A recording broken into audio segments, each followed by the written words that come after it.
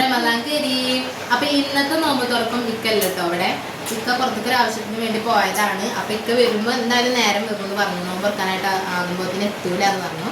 അപ്പൊ ഇന്നത്തെ നോമ്പ് തുറക്ക് ഞാൻ എൻ്റെ കുട്ടികളും മാത്രമേ ഉള്ളൂ കേട്ടോ. അപ്പൊ ഞാൻ ഇന്ന് ഇഷുമോളുടെ കൂടെ ഉച്ചക്കൊന്ന് കുറച്ച് നേരം ഉറങ്ങിപ്പോയി. അപ്പൊ എണീറ്റപ്പോൾ ഒരു നേരമായിട്ടുണ്ട്. പിന്നെ കുട്ടി പറഞ്ഞ് വേഗം എണീറ്റിട്ട് ഓരോന്നും ഉണ്ടാക്കി. പ്രത്യേകിച്ച് സ്പെഷ്യലും കാര്യങ്ങളൊന്നും ഉണ്ടാക്കണ്ടല്ലോ കരുതി കടന്നതായിരുന്നു. അതിന് ഒരേ ഒരു നിർബന്ധം വെച്ചു കേട്ടോ. പത്തിരി ഉണ്ടാക്കണം എന്ന് പറഞ്ഞു. അവരൊന്ന് പത്തിരി ഉണ്ടാക്കിയിട്ടുണ്ട് കേട്ടോ. കാണിച്ചു കൊടുക്കടാ. പത്തിരി ഉണ്ട്. പിന്നെ അതിക്ക് ഉള്ളി ഉരുളക്കിഴങ്ങ് ഇട്ട് കറി കേട്ടോ. ഇത് ഇക്കക്ക് ഇഷ്ടമില്ലാത്തതുകൊണ്ടാണ് ഞാൻ ഇന്ന് ഉണ്ടാക്കിയത്. ഇല്ലെങ്കിൽ നമുക്ക് ഉണ്ടാക്കാമല്ലോ. പിന്നെ നാരങ്ങളുണ്ട്. നമ്മൾ നോമ്പാകുമ്പോൾ ഇറച്ചി മീനും തന്നെയായിരിക്കും. അപ്പോൾ നമുക്ക് ഭയങ്കര മടുപ്പ് വരും. അപ്പോൾ പത്തിരിക്കാകുമ്പോൾ ഉള്ളി ഉരുളക്കിഴങ്ങ് ഇട്ട് കറി തേങ്ങ വറുത്തരച്ച എനിക്ക് ഭയങ്കര ഇഷ്ടമാണ്. അപ്പോൾ ഇക്കക്ക് ഇഷ്ടമല്ല. അപ്പോൾ ഇക്കല്ലാത്തപ്പോൾ ഉണ്ടാക്കി നോക്കിയതാണ് കേട്ടോ ഞാനിന്ന്. പിന്നെ നാരങ്ങളുണ്ട്. പിന്നെ ഇന്ന് കടിയായിട്ട് എണ്ണക്കടിയായിട്ട് 3 സമൂസ ഉണ്ടായിരുന്നു. ഒരു സമൂസ ഇഷമോള് കടിച്ചിട്ട് വെച്ചതാണ്. 2 കട്ട്ലേറ്റും. ഇത് ഞാൻ ഇന്ന് കടിയൊന്നും ഉണ്ടാക്കിയില്ല, നേരം വൈകി എണീറ്റതുകൊണ്ട്.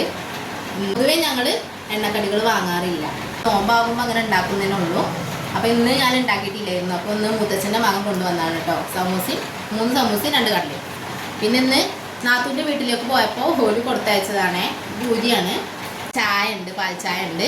പിന്നെ നമ്മുടെ കാരക്കയുണ്ട്. പിന്നെ ഇന്ന് വത്തക്ക നമ്മൾ കസ്കസൊക്കെ ഇട്ടുകൊണ്ട് അടിച്ചതാണ്. പാലൊക്കെ ഒഴിച്ചിട്ട് ജ്യൂസാക്കി മാറ്റിയതാണ്. അപ്പോൾ ഇന്നത്തെ നോമ്പ് തുറക്ക് ഇതൊക്കെയാണ് ഞങ്ങളിവിടെ സ്പെഷ്യല്.